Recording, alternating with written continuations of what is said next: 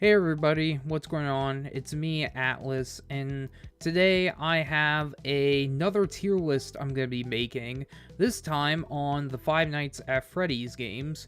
The movie technically is already out over in the UK and such, but here it's not coming out until I think maybe tonight is when it's releasing in my area, but I'm not going to be seeing it until tomorrow night. And in preparation for it, I'm making this tier list, me ranking all of the Five Nights at Freddy's games.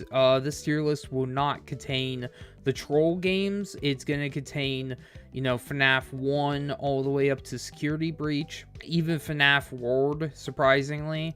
Yeah, this was really fun to make. I enjoy doing tier lists, so if you guys like me making these, then just let me know. And I got some ideas on some other ones I want to make. But yeah, there's not that much else left to say. I hope you guys enjoy. And yeah, let's get started. And here we are, our beautiful, beautiful, lovely Five Nights at Freddy's tier list. I have all the games here from Five Nights at Freddy's 1 all the way up to Security Breach. And I put them in release order, so that's how I'm going to go about it.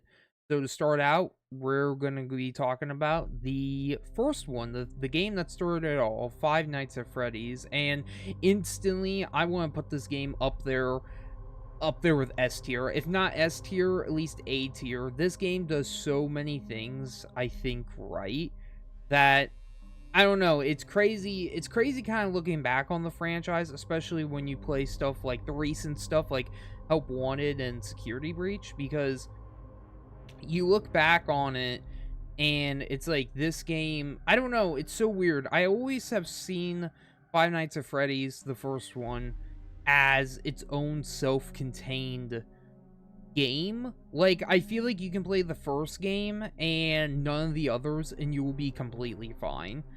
And I think that's also what makes it so special. Also, I think the atmosphere of the first game is almost unmatched by any of the others. While the other ones do have some creep elements, I feel like the first game really has that real uncanny feeling about it while you play it. Like flipping through the cameras and looking at the pizzeria at night, I just feel like, and also the ambiance noises that play too, it's very unnerving playing it. Not only that, but the animatronics themselves that are in this game are probably some of the most iconic of the series.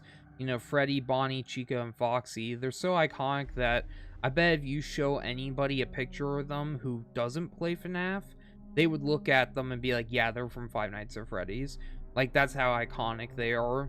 And I don't know, I want to put it in S tier. I think even though personally I start out with Five Nights at Freddy's 3, even though I want to put, yeah, I can admire what the first game did, and I think the first game is still really good to play even to this day. The only problem with it is I'm a big fan of the story behind these games. I'm a big fan of the lore. So going back and playing the first game, you kind of realize that the first game is, again, self-contained, and so much of it to the point where I feel like it doesn't really matter in the grand scale of the story, like, onward. Like, even 2 introduces some things that gets that gets referenced later down the line, but the first 3 games, actually, you can kind of play them as a trilogy, and I think that's what makes them so special. Like, you can definitely play FNAF 1, 2, and 3 back to back, and if you never touched any game after 3, I think you would be completely fine. But since the first game doesn't really have that much lore relevance, I kind of feel like it's kind of by itself. Man, I don't know. I really want to put it in S just because of it started it all, but I kind of feel like I kind of want to put in it. I'm going to leave it an A for now. I think I'm going to leave it an A just because since, since I'm a big fan of the story and the first game doesn't really have that much to do with the story, I kind of feel like it's still a great starting point, but I think I'm going to leave it an A just because besides the gameplay, there's really not much else it harks on besides that. Um and the reason why it's going to be A is because the next game, Five Nights at Freddy's 2, I think I think FNAF 2 deserves S tier.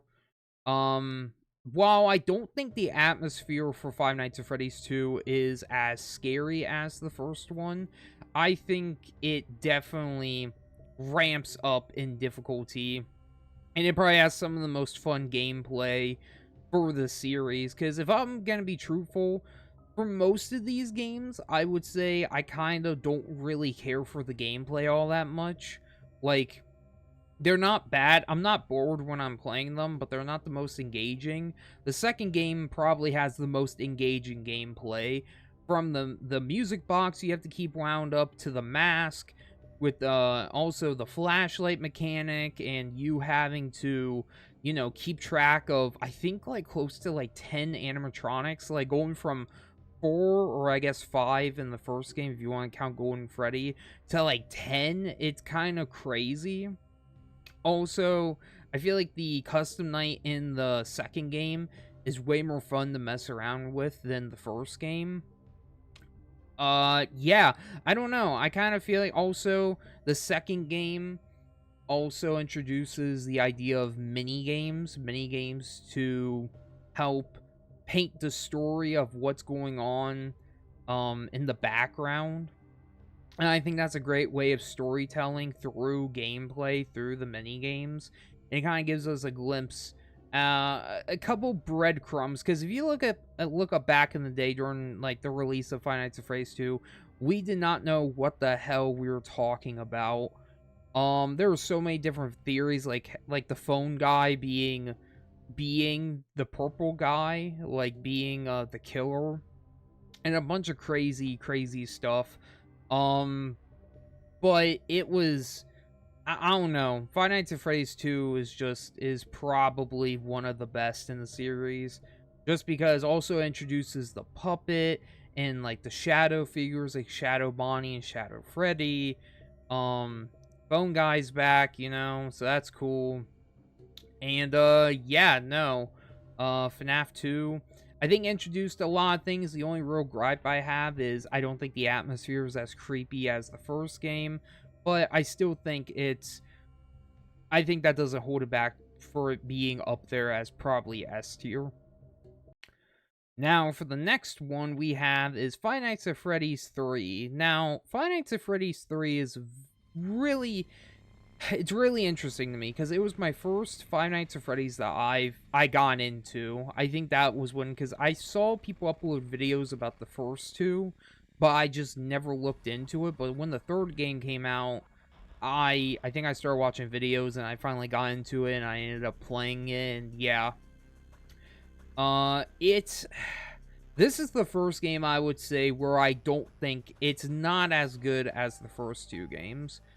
But I'm going to say what I do like about it. Springtrap, the only real animatronic in the third game. Springtrap is probably one of, if not my favorite animatronic, or I guess being, if you want to get technical, in the Five Nights at Freddy's series. I think his design is just perfect. Like, he has a good mixture of looking like an animatronic from one of the first two games, but just really rotten and withered away, and just he looks like something, like you would look at him and you're like, this thing is just not, it's not right. It just looks so unsettling, especially the one shot of Springtrap when like he's standing behind the glass looking in the office at you. That shit always unnerved me when I used to play it, just because it's like, I don't know, there's just something about Springtrap specifically that always kind of creeped me out. And he's one of the only animatronics in the series to creep me out genuinely, compared to the rest of them. But Yeah, Springtrap, I think the good ending, I think having multiple endings was also a nice little touch that Scott gave to the third game. It being hidden away behind mini games that you have to find throughout the location on each night, I think was a really nice touch. Giving cake to the kids, I think it's nice. The good ending is just, it's just a nice ending with you having to give cake to the kids and you know, like setting their souls free. I think it represents, it's just kind of wholesome. It's like, you know, these kids gone through hell, getting murdered and being stuck in these bodies that they don't want to be stuck in, and you finally being able to give them peace. I think it's really nice. Now that I got the good stuff out of the way, Springtrap and the good ending, let me talk about what I don't really care for in this game. For one, the gameplay. I think the gameplay of FNAF 3 is just not, it's not it. It just kind of just doesn't, it's not really fun to play. Springtrap is the only thing that can kill you, and the only way you can stop him is by using audio and by sealing the vents. While I understand why it works the way it works, because obviously you also find out by the end of the game that purple guy, or William Afton, whatever you want to call him, he is stuck in the Springtrap suit. While I do understand the lore reason why he follows the audio and stuff, I just think it's really annoying having to reboot and deal with the audio system and the vent system, all the systems. I think like, we're having to reboot the systems is just kind of annoying, just because I don't know, it's like you can be, especially when it gets cut off because of the phantom jump scares. The phantoms are another problem I have with this game. I feel like he wanted to add variety to like the he wanted to add variety to the gameplay, but the problem with that is the phantoms don't kill you, and all they do is jump scare you and make your ventilation go out, and you can literally end up getting like double jump scared from the animatronics, and in my opinion, it's just more annoying to deal with than it is actually fun. Not only that, but also, I think the game, the green, it just kind of looks ugly to look at. And I understand why, but this game is just covered, it's just slewed in green lighting, and it just looks just really bad. Like, I almost feel like we're in a sewer when we play this game.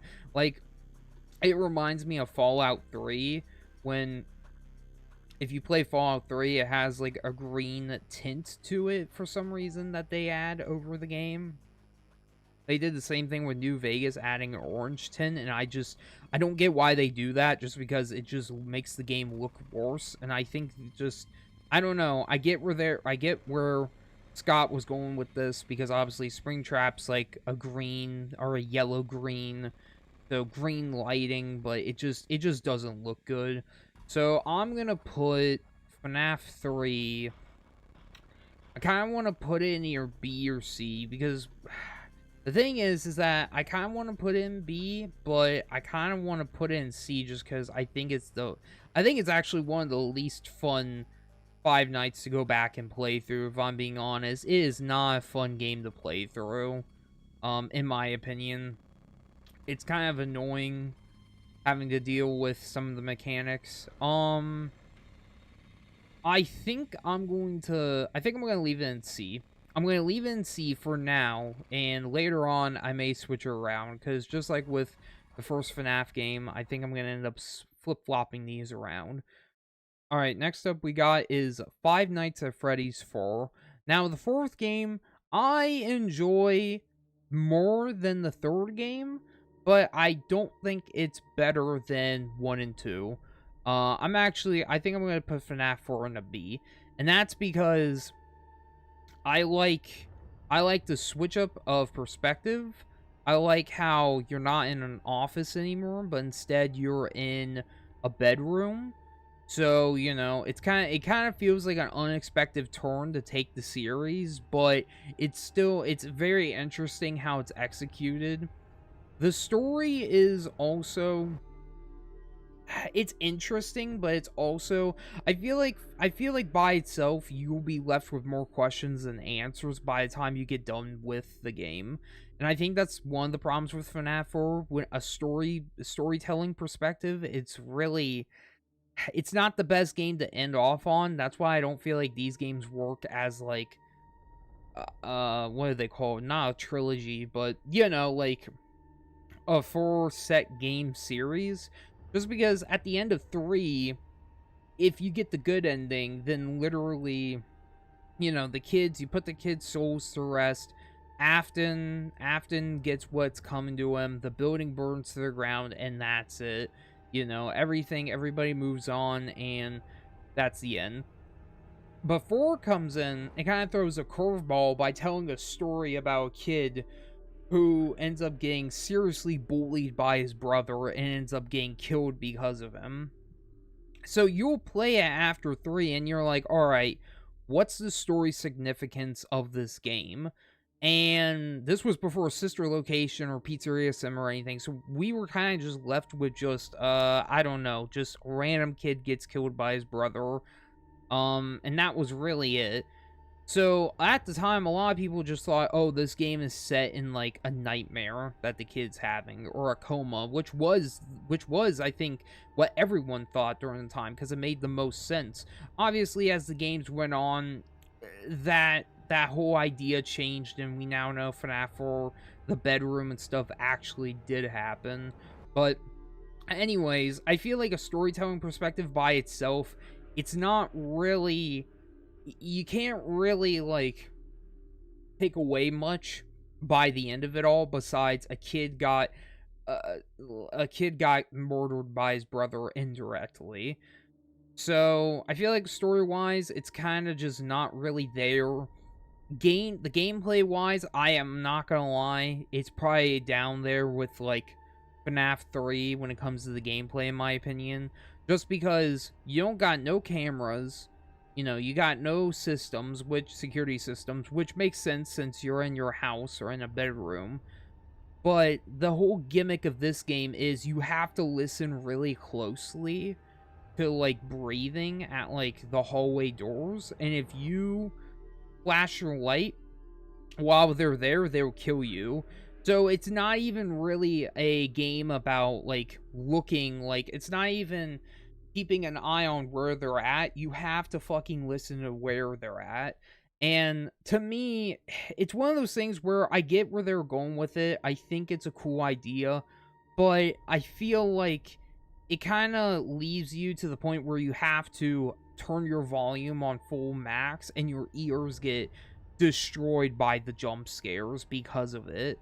And I just don't think it's fun. I just don't think the gameplay's really that, I just don't think it ain't it, Chief. But I do think the designs of the Nightmare animatronics are really fucking good. Like, I think they're nice. I actually really like the Nightmare animatronics. I think they're some of the best looking in the series, in my opinion.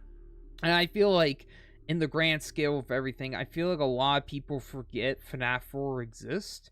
Which sounds weird, but I kind of feel like that's where, I don't know, I just don't really hear a lot of people talk about it. But, you know, I don't think the game's bad. I don't think FNAF 4 is bad, but I don't think it's amazing either. Animatronics look good. The setting is really nice, but it can get boring after a while. Story, it can be kind of hard to follow, so I'm going to put it in B. Now, next up we have is a game that I don't know, man. I feel like I'm going to get some flack for this, but I'm just going to say right now, I'm going to put FNAF World in B tier. Now, for those of you who are looking at this and being like, what the hell is FNAF World? All you need to know is it's a game made after Five Nights at Freddy's 4, and it's an RPG with the FNAF characters. Scott made it, he made it as like a break from making the mainline games. He talks more about it in an interview with Dawko. I'm not gonna get into it, but if you guys want to like know more about it, you can watch the interview.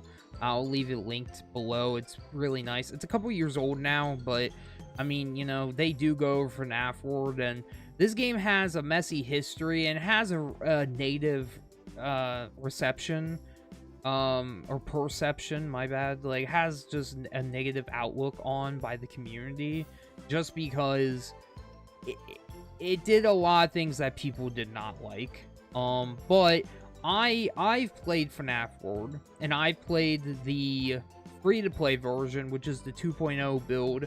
You can play this game right now for free on Game Jolt. If you go on Game Jolt, I'm pretty sure the download is still there for the game, with the 2.0 update, because the game originally came out for Steam. And you had to pay, like, I think it was like 10 or 15 bucks to get it.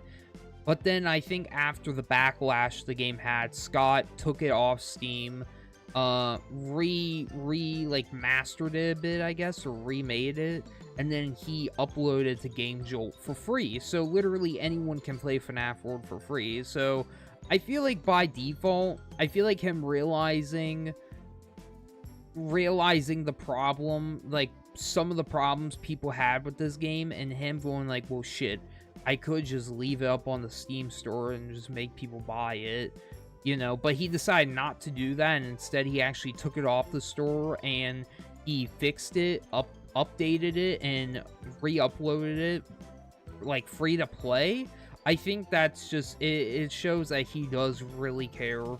He does care about these games, and I applaud him for that. And I think FNAF World is a fun game. I mean, genuinely, I haven't played it in a while. It's been a while since I played it. I do remember it's not that hard of a game. I think it's pretty easy for the most part, even on hard mode. But yeah, no, it's just a fun little RPG game. There were some theories people had about it, like how, like, it was like inside the mind of a child, or like the layout of the game was like inside the mind of a child, something like that. It doesn't really have that many lore significant ramifications. Like, the only thing lore wise I think from FNAF World is Old Man Consequences. He was first introduced in this game. Old Man Consequences, and in the 2.0 update, or I think it was the Halloween update, the ending for that hinted, kind of teased at Sister Location with Baby.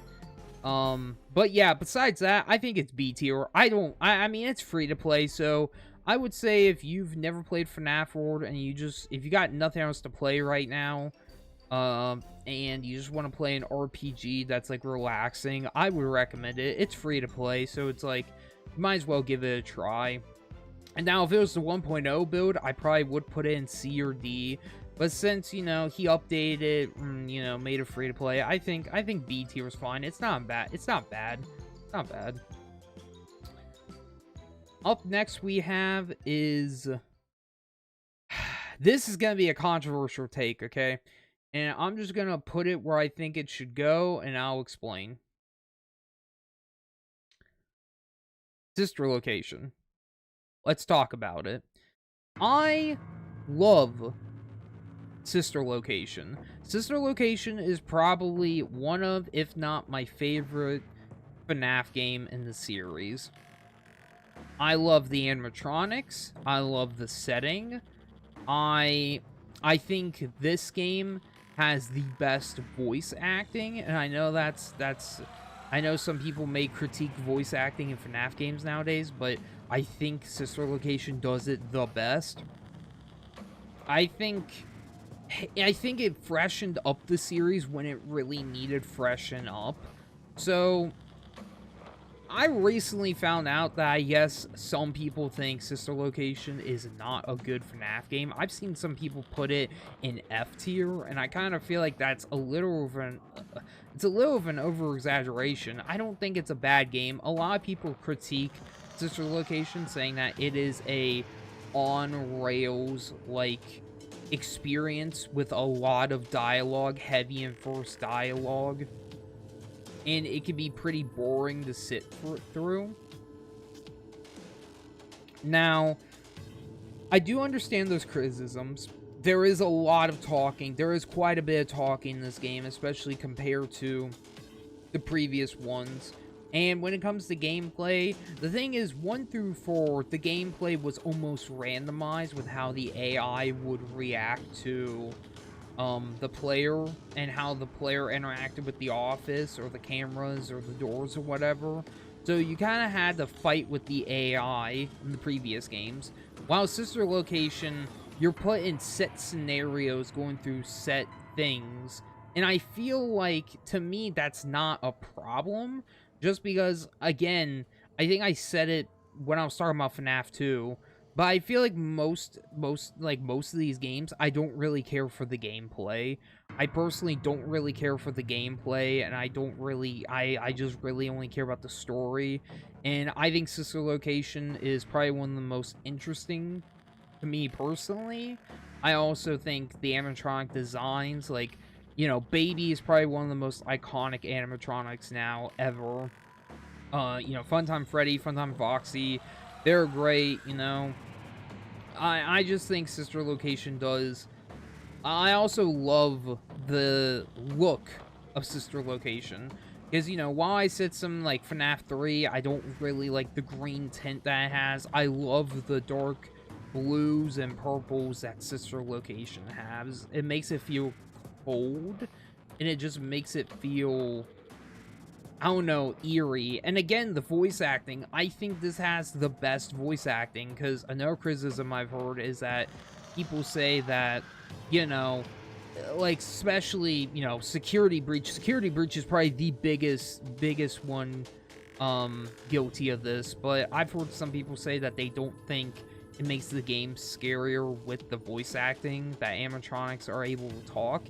And while I can see that, I feel like the actors like Helen Goff, and I think her name's Heather for Baby, like, I don't know, like, I feel like, you know, like, the voices for, like, Funtime Freddy and, you know, Baby and Ballora, I feel like they're just, they're wonderful, because not only are they, like, really intimidating sounding, but they can also be really fun. And I don't know, I feel like Sister Location is, like, also, can we talk about the alternate ending, like the good ending with, like, Ennard and shit? That shit is so freaking hype. How they switch up the gameplay from it being on rails to it being just like classic FNAF to try and get the good non-canon ending, I think is wonderful. It's also really challenging, dude. That game was also, yeah, it was pretty fucking challenging. I remember night 4 and the good endings night. I remember, like, I played those near launch, and that shit was difficult as hell to try to beat. But I enjoy it, and the custom night for Sister Location's kind of, it's kind of whatever. But yeah, Sister Location's probably like S tier. I personally love it. Now, we got Pizzeria Simulator. Now, I have a confession to make. Out of all of the games, Pizzeria Simulator is the only one I have not beaten, and the only real bad thing I have for Pizzeria Simulator is that I don't like the Office gameplay. I think the Office gameplay of Pizzeria Simulator is just kind of, it's probably the worst Office gameplay. Like, I can play all of these games, and I would, again, like how I said about FNAF 1 and 2, I feel like I can play all of these games and be completely fine with playing them. Pizzeria Simulator is the only one where I actually I could not finish for the life of me, because I just did not, I don't know if I just didn't understand how the Office gameplay worked, or if it was just, I just got so bored, because I think I ended up getting stuck on night 2 or 3, but I don't know.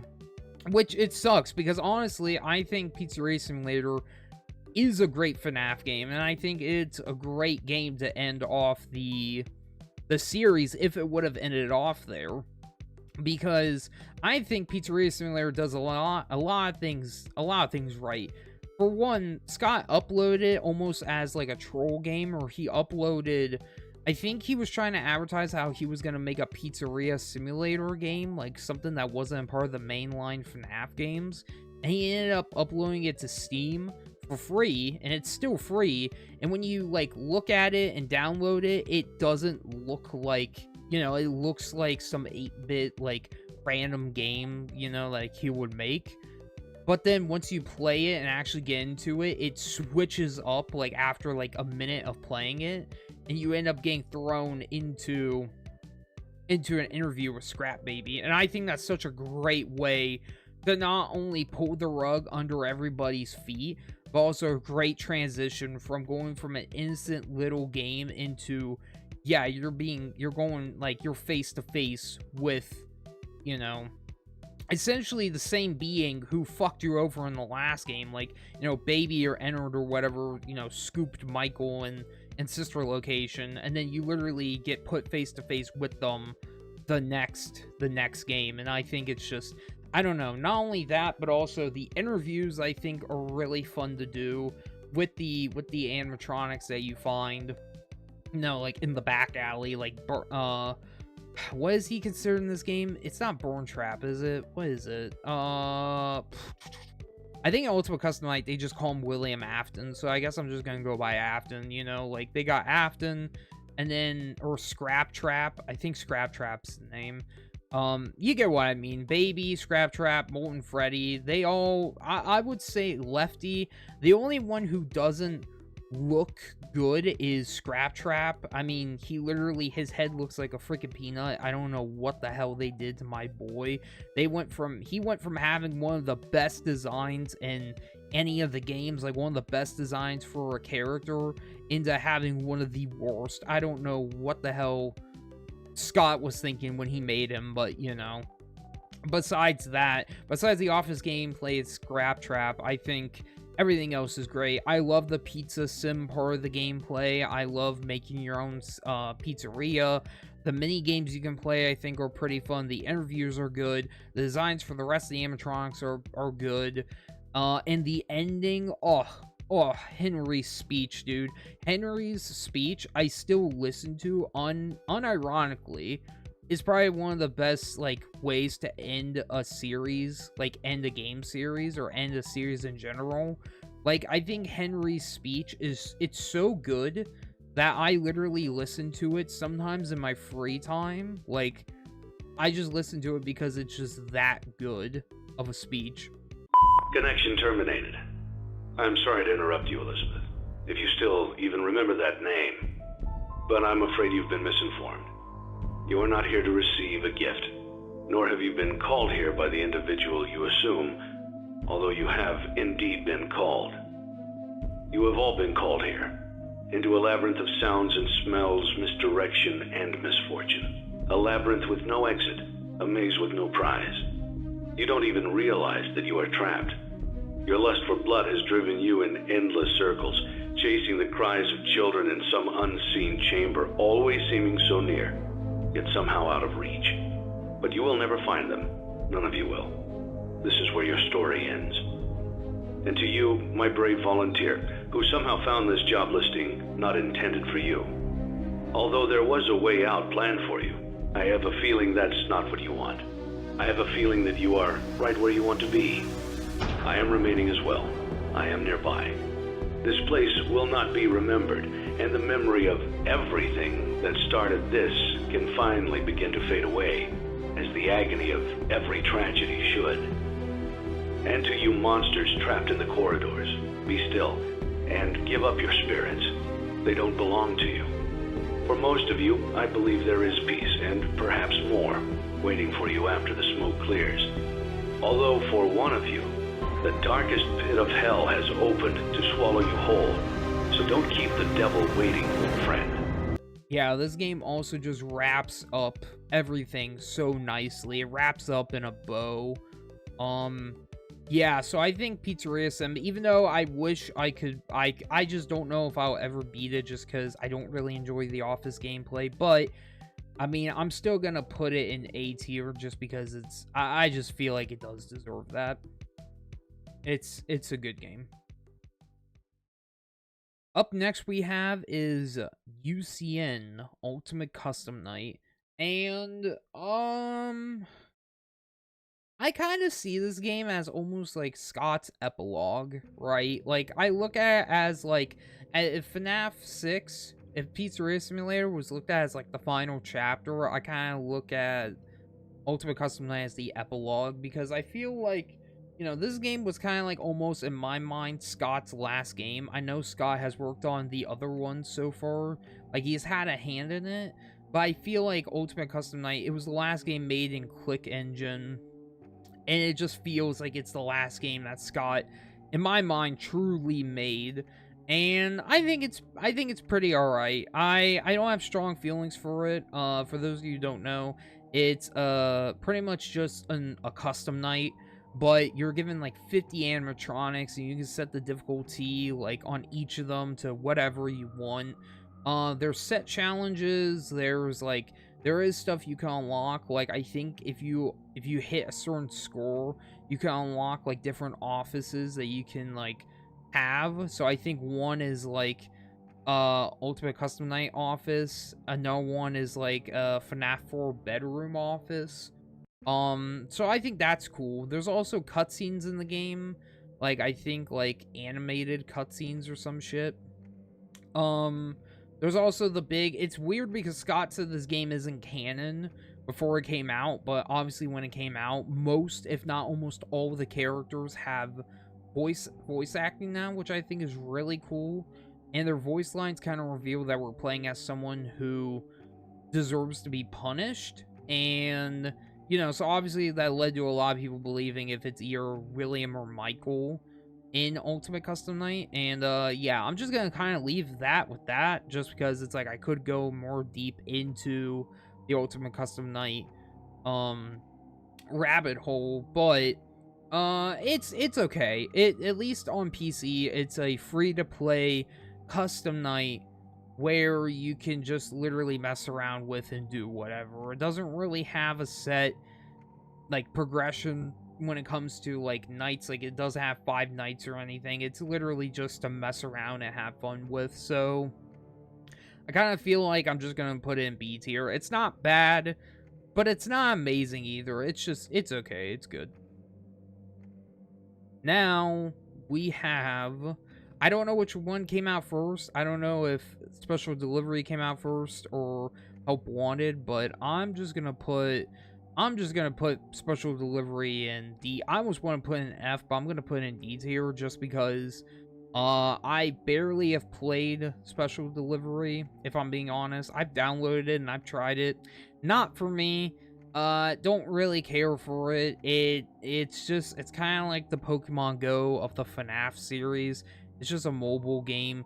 Also, for some reason, there's micros for the game. Like, I guess there's like, I don't even know. Like, I've only really seen people talk about it and say that the game's kind of, it's just not there. Like, I've seen people said, like, I guess like they heavily like try to advertise micros like for you to buy, and I just don't like that. And I don't know, I'm not gonna lie, I don't know that much about Special Delivery, so take what I say with a grain of salt. But remember, everything I've seen, I mean, it looks like it has cool animations for the animatronics, but I mean, that's really it. Like, I don't really have that much else to say. So sure is one talking about, but yeah, no, I'm just gonna leave that one D tier. Up next we have is Help Wanted, and off the bat, I think Help Wanted deserves S tier. I remember Help Wanted is, I think, the one game I was the most, I think this was the FNAF game I was the most excited for when it came out, because when it first came out, it came out only to VR headsets, and I think that was only PlayStation and, like, Steam, and I had a PSVR headset, and I remember going home and streaming this game, and just Help Wanted is just great. You get literally FNAF 1, 2, and 3 remade in 3D for VR for you to play. You also got a bunch of mini games based on like other games like FNAF 4 and Sister Location, and you also had original mini games that Steel Wool made, and it's just a really fun. You also had the normal mode, and then you had the hard mode, and I don't know, Help Wanted was just so good. I remember being so excited for that game, and it was just, ugh. The only negative thing I would say about the game is I'm not gonna lie, I'm not a fan of Glitch Trap. That green bunny dude, I just don't care. I just don't care about him. Um, if anything, I know how this is gonna sound because I'm talking about FNAF of all series.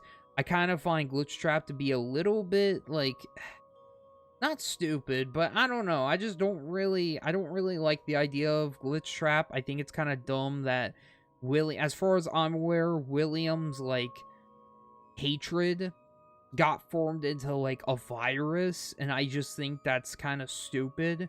Like, I know I'm talking about FNAF, and I know I'm talking about which is the game that has is paranormal and there's sci-fi shit and all that. So I know there might be some of you that hear that and go, "Wow, so you're gonna talk bad about Glitch Trap, but you're not gonna say anything about the other games. You're a hypocrite." It's not that I'm a hypocrite, it's that I don't really care for Glitch Trap. I think Glitch Trap's kind of whatever. But besides that, Hope Wanted is S tier. I love it. It's probably my favorite. I don't know. That or Sister Location's probably my favorite FNAF game, if I'm being honest. And the last game we're going to be talking about here today is Security Breach. And I think Security Breach is it's going to be probably between A and B. I think Security Breach, I want to look through these and make sure that I'm putting these in the right spot. Yeah, I might put in A just because, okay, here's the thing, right? I think Security Breach, it's so weird. I got this game as a gift close to Valentine's Day from my partner, and I was super excited to play it. I played it, and while playing through the game, I felt like something was missing, and I think it was, I don't know. It's so weird. I want to say it's almost the mystery factor of the game, just because when I played through it, I was not really interested in. I feel like the game just didn't portray a lot of questions I wanted to ask. Unlike the other games in the series, where I feel like there's at least one point where you're like, what's going on, or what are they talking about? I feel like for the most part, the game doesn't really have any real questions I want to ask that I would theorize about. Like, the only thing I can think of is Glamrock Freddy says some weird line towards the end of the game that may hint that he may or may not be sentient. Like, there's that, and then the room, like the Michael Afton room built that, like the hidden room you have to find, like that's weird. Like there's a bunch of, and like the cipher on the wall, like there is weird things that, that do get me wondering what the fuck's going on in the Pizzaplex. But for the most part, I kind of found the story of Security Breach to be pretty dull. I think it was pretty dull and boring.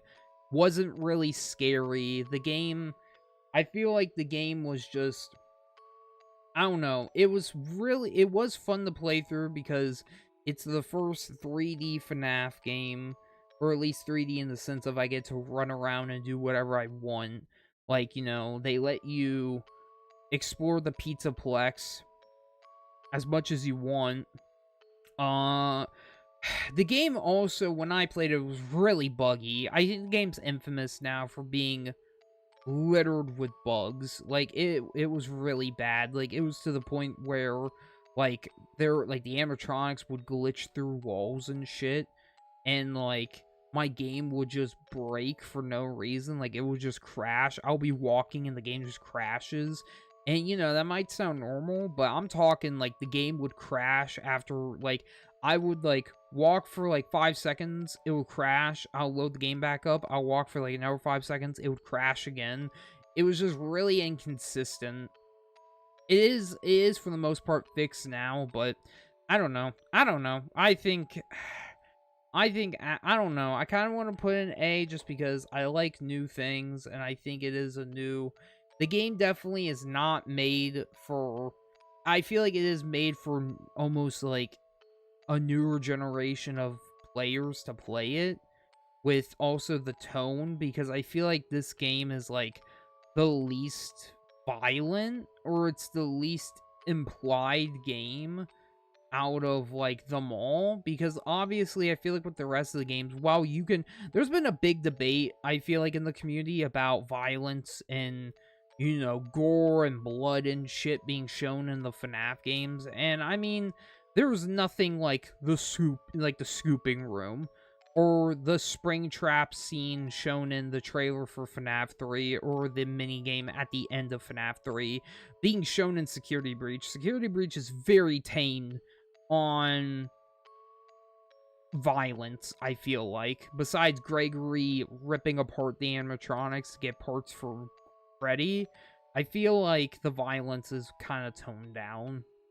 So, Ruined was really good, though. I did play the Ruined DLC. It was really good. But I think I'm gonna put it in B too. It kind of pains me to put Security Breach in B, but with all the complaints I have, I still enjoy it. I would play it over C. I would play it over FNAF 3, but I just don't think I can put it on the same level or above the original, or even Pizzeria Simulator, especially Pizzeria Simulator with the ending, with the burn trap ending of Security Breach. I feel like it almost, like, it felt like it. Also, that was something else too. I have so many questions. It's like, why the hell is the pizzeria from Pizzeria Simulator under the Pizzaplex? It's like, how is that possible? How? How? Like, you literally have to take an elevator down. Like, how did they build, like, a mountain over... You get out of here. Like, how did they build, like, a mountain over the pizzeria? I don't understand. But, yeah, my rant aside, I'm gonna put in B tier, and, yeah, no, I think that's it. I think this is gonna be my tier list. I think it looks pretty good. I kind of wonder if I should put... The only thing I'm wondering is if I should put FNAF 1 in S, but I think I'm gonna leave it there for now. But yeah, guys, this is my Five Nights at Freddy's tier list. I hope you guys enjoyed. I do plan on making a video about the movie. I'm gonna be going to go see it on Friday, but it's probably gonna be, the video probably won't be coming out till probably about Sunday or Monday, just because I'm not gonna be coming back to my place Friday night. I'm not gonna be back here till about Saturday, so that's when I'll record it. But I hope you all enjoyed, and I guess if you guys want to, leave a comment and tell me what you guys think of my ranking. I know some people will probably disagree, but I think this is a pretty fair ranking. I think this is actually not that bad. But yeah, no, I love you all. Thank you for watching, and I'll see you guys in the next video. Bye.